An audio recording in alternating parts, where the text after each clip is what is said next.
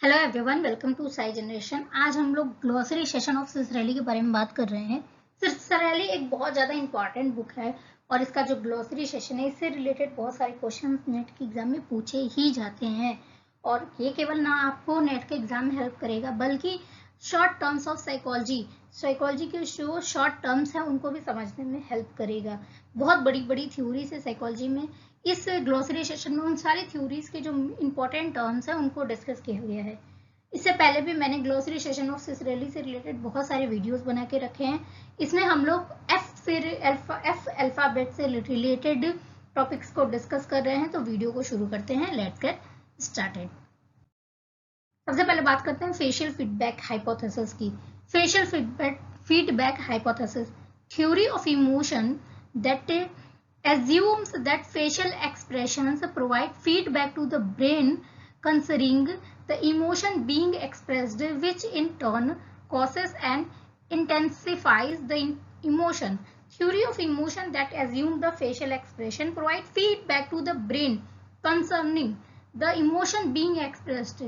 ये इमोशन की एक ऐसी थ्योरी है जो बताती है कि फेशियल एक्सप्रेशन है वो एक फीडबैक प्रोवाइड करते हैं ब्रेन को कंसर्न करने के लिए कि क्या इमोशन एक्सप्रेस किया जा रहा है सामने वाले के through, which in terms causes and intensifies the emotion, जो कि बताता है कि इमोशन के क्या कॉसेस है and intensifies the emotion. Next बात करते हैं फैमिली काउंसलिंग या फैमिली थेरेपी के बारे में।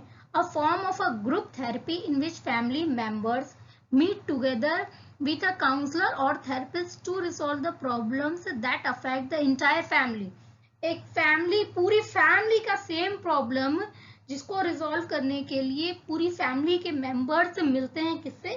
काउंसलर से या थेरेपिस्ट से, टू रिजॉल्व द प्रॉब्लम्स, अपने प्रॉब्लम को रिजॉल्व करने के लिए जो कि उनके परिवार को प्रभावित कर रहे हैं।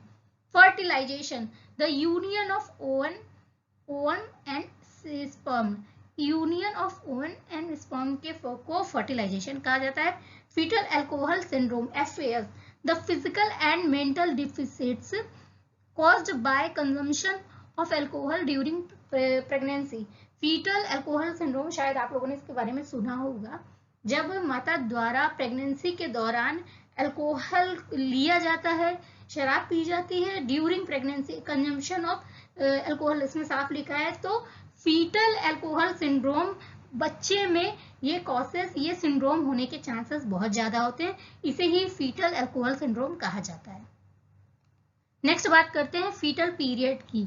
The time from about 8 weeks after conception until the birth of the baby, जब तक बेबी 8 वीक मतलब जब बेबी पेट में आता है उसको लेकर के 8 week and after consumption of baby, जब तक बच्चे का बर्थ नहीं होता है उस पूरे पीरियड को फीटल पीरियड कहा जाता है। 8 week after consumption until the birth of the baby, until यानी कि तब तक जब तक कि बेबी का कंजम्पशन होता है और जब तक बच्चे का जन्म नहीं होता तब तक। फीटस किसे कहते हैं? Name for the developing organism from 8 weeks after fertilisation to the birth of the baby. ये 8 वीक वाला जो लिखा हुआ है ना, अगर कहीं पूछेगा और इससे रिलेटेड कुछ क्वेश्चन आएंगे ना तो याद रखिएगा। यहाँ पे भी देखो ऊपर में भी यही बता रहा है, फीटल पीरियड को 8 वीक और फीटस को भी 8 वीक बता रहा है। तो इसका जो टाइम पीरियड होता है हमेशा 8 वीक से दिमाग में रखिएगा। तो फिर से बात करते हैं fetus, name for the developing organism, वो जो ऑर्गेनिज्म इनसाइड द वॉर्म डेवलप कर रहा है उसके time period 8 period after fertilisation of to the birth of the baby, इसे ही फीटस कहा जाता है। Figure ground, the tendency to perceive object और figure as existing on a background. क्या कह रहा है figure ground? The tendency to perceive object को परसीव करने की टेंडेंसी, और फिगर्स, ऑब्जेक्ट में आप फिगर्स और ऑब्जेक्ट दोनों बात कर रहे हैं।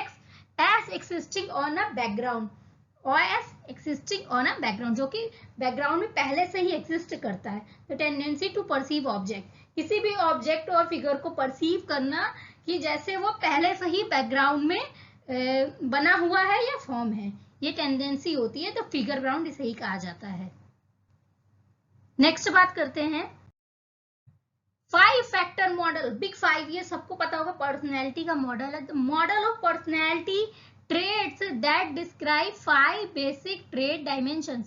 ये आपको कमेंट सेक्शन में बताना है कि वो बिग 5 मॉडल कौन से हैं. Fiction, disorder in which the person does not fully resolve the conflicts in a particular psychosexual stage. देखो, एक साइकोसेक्सुअल स्टेज में किसी कॉन्फ्लिक्ट को जब पर्सन नहीं रिसॉल्व कर पाता है उसे ही फिक्शन कहा जाता है. Resulting in personality trait and behaviour associated with the earlier stage. Resulting in personality traits and behaviour associated with the earlier stage. तो शॉर्ट में यही जानो कि ये एक डिसऑर्डर है जिसमें पर्सन किसी साइकोसेक्सुअल स्टेज में वो जो साइकोसेक्सुअल स्टेज के जो कॉन्फ्लिक्ट्स है ये किसकी थ्योरी के बारे में बात कर रहा है, ये आपको कमेंट सेक्शन में बताना है. ये उसे ही फिक्शन कहा जाता है. Fix interval schedule of reinforcement. Schedule of reinforcement in which the interval of time that must pass before reinforcement becomes possible is always the same. Fixed interval schedule of reinforcement. Schedule of reinforcement in which the interval of time that must pass before reinforcement become possible is always the same. Fixed interval schedule क्या है, मैं इतना यहाँ पे discuss जो लिखा है उसको नहीं बता रही हूँ, मैं शॉर्ट में बता दे रही हूँ. फिक्स्ड इंटरवल शेड्यूल ये है कि रीइंफोर्समेंट जो दिया जाता है वो फिक्स्ड टाइम के बाद दिया जाता है. अगर 5 मिनट है, 10 मिनट है, 1 घंटा है तो 1 घंटे के बाद ही रीइंफोर्समेंट वापस दिया जाएगा. तो इसे ही फिक्स इंटरवल का संबंध है टाइम से. इंटरवल मतलब होता है टाइम, तो यहाँ पे इसीलिए फिक्स्ड इंटरवल का मतलब है एक सीधे फिक्स समय पर वापस से रीइंफोर्समेंट दिया जा रहा है उसी टाइम पे. अब बात करते हैं फिक्स्ड रेशियो शेड्यूल. रेशियो मतलब सेम मात्रा में. अगर 10 क्वांटिटी डिसाइड की गई है तो किसी भी टाइम पे या निश्चित टाइम पे उसे 10 क्वांटिटी ही दिया जाएगा. तो यही होता है fixed ratio schedule of reinforcement. Schedule of reinforcement in which the number of responses required for reinforcement is always the same. देखो, नंबर ऑफ रिस्पॉन्सेज मतलब कि इतने रिस्पॉन्स फिक्स होने चाहिए. अगर 10 रिस्पॉन्स जो ऑर्गेनिज्म में 10 रिस्पॉन्स करेगा उसके बाद ही उसको रीइंफोर्समेंट मिलेगा. तो यही है फिक्स्ड रेशियो. इससे रिलेटेड क्वेश्चन भैया आते हैं, पढ़ लियो. Flashbulb memories, type of automatic encoding that occurs become an unexpected event, has a strong emotional association for the person remembering it. Short में बता देती हूँ, ऐसी कोई अनएक्सपेक्टेड घटना घट जाती है तो वो एक ऑटोमेटिक मेमोरी जनरेट हो जाती है, क्योंकि वो जो घटना रही वो बहुत ज़्यादा स्ट्रांगली इमोशन से रिलेटेड रही. तो इस टाइप की मेमोरीज को फ्लैश बल्ब मेमोरी भी कहा जाता है. इसके बारे में आपको जानकारी होगी. अगर नई जानकारी है तो ये मैं बहुत सिंपल से बता देती हूँ कि कोई ऐसी अनएक्सपेक्टेड घटना घट जाती है और उससे रिलेटेड जो मेमोरी होती है उसे फ्लैश बल्ब मेमोरीज कहा जाता है. फ्लैट इफेक्ट और लैक ऑफ इमोशनल रिस्पॉन्सिवनेस. अक्सर लोग रिएक्शन नहीं देते हैं, इसे फ्लैट इफेक्ट कहा जाता है. यहाँ पे लैक ऑफ इमोशनल रिस्पॉन्सिवनेस लिखा है तो आप इसको कम ही मानिए. जैसे मैंने कहा कि अक्सर लोग रिस्पॉन्स नहीं करते हैं तो इसका मतलब ये नहीं कि उसके अंदर फ्लैट इफेक्ट है. भाई ये सिजोफ्रेनिया से रिलेटेड है और ये बहुत सीरियस, मतलब ये जो कॉन्सेप्ट है बहुत सीरियस है. तो मैंने जो मजाक में बोल दिया उसको सीरियस नहीं लीजिएगा. फ्लैट इफेक्ट और लैक ऑफ इमोशनल रिस्पॉन्सिवनेस होता है.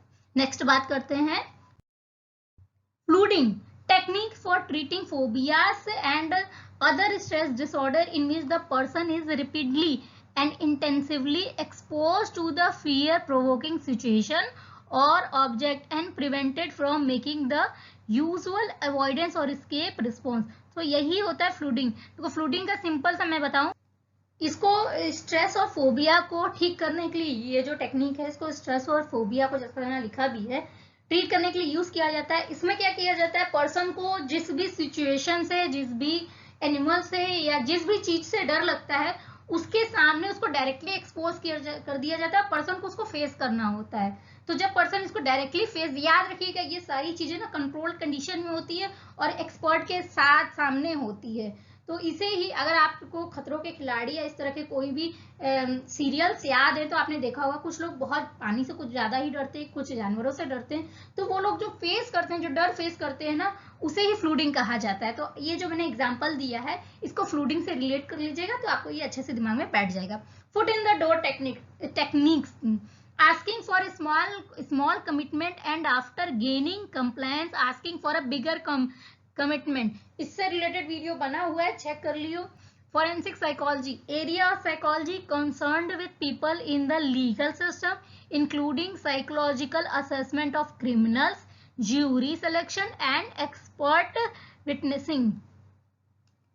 तो ये साइकोलॉजी का एक ऐसा एरिया है जो कि लीगल सिस्टम में एग्जिस्ट करता है, जिसमें जो कैदी हैं, जो क्रिमिनल्स हैं, उनके साइकोलॉजिकल असेसमेंट, ज्यूरी का सिलेक्शन एंड जो विटनेस होते हैं उनको मॉनिटर करने जैसी चीजें शामिल होती हैं। फॉर्मल ऑपरेशनल स्टेज पियाजे की लास्ट स्टेज है, जिसमें कॉग्निटिव डेवलपमेंट की, in which the adolescent become capable of abstract thinking.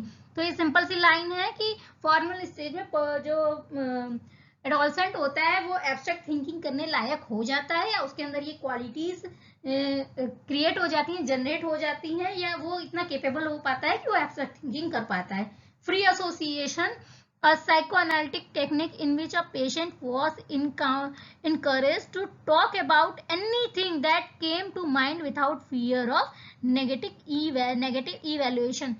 Free association psychoanalytic techniques है जिसमें कि पेशेंट से कहा जाता है, उसको इंकरेज किया जाता है कि आपके दिमाग में जो कुछ भी आ रहा है आप बिना डरे मेरे सामने कह सकते हैं। इस तरह के बातें, चलो मजाक नहीं करते हैं, फिर भी पेरेंट्स से ये जो फ्री एसोसिएशन है सबसे ज्यादा यूज करते हैं, और उसके बाद तो आपको पता ही है क्या होता है। नेक्स्ट बात करते हैं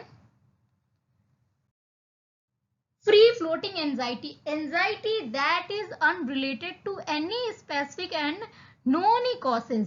सीधी सी बात है, एंजाइटी जो कि फ्री फ्लोटिंग एंजाइटी वही होती है जो कि आप फोबिया के नाम से जिसको आप जानते हैं। फोबिया में देखो क्या होता है कि चीजें एग्जिस्ट करती हैं, लेकिन यहाँ पे क्या कहा जा रहा है कि anxiety that is unrelated to any specific and known cause. ऐसा डर, ऐसी एंजाइटी जो कि किसी स्पेसिफिक और किसी जानकारी वाले कारण के बिना होती है, इसे फ्री फ्लोटिंग एंजाइटी कहा जाता है। ये फ्राइड से रिलेटेड है, इसको भी ध्यान दीजिएगा, नेट के एग्जाम में पूछा जाता है। Frequency count, assessment in which the frequency of a particular behaviour is counted, इसे ही फ्रीक्वेंसी काउंट कहा जाता है। Assessment in which the frequency of, मतलब कोई एक पर्टिकुलर बिहेवियर कितने बार किया जा रहा है किसी पर्सन के थ्रू, जिसको ऑब्जर्वर ऑब्जर्व कर रहा है, तो ये क्या होता है, असेसमेंट होता है। ये इसमें ये देखा जाता है, ये ऑब्जर्व किया जाता है कि कोई पर्टिकुलर बिहेवियर कितने बार किया जा रहा है। पर्टिकुलर बिहेवियर इज काउंटेड, इसे ही फ्रीक्वेंसी काउंट कहा जाता है।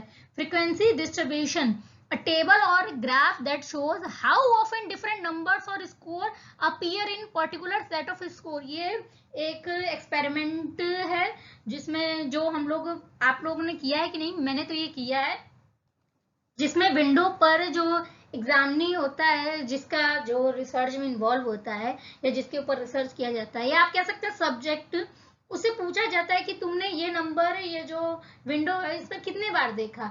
ये पूरा एक्सपेरिमेंट है और ये इसी के बारे में बात कर रहा है। टेबल और ग्राफ, यहाँ देखो लिखा है टेबल और graph that shows how often different numbers, how often different number और score appear in a particular set of scores.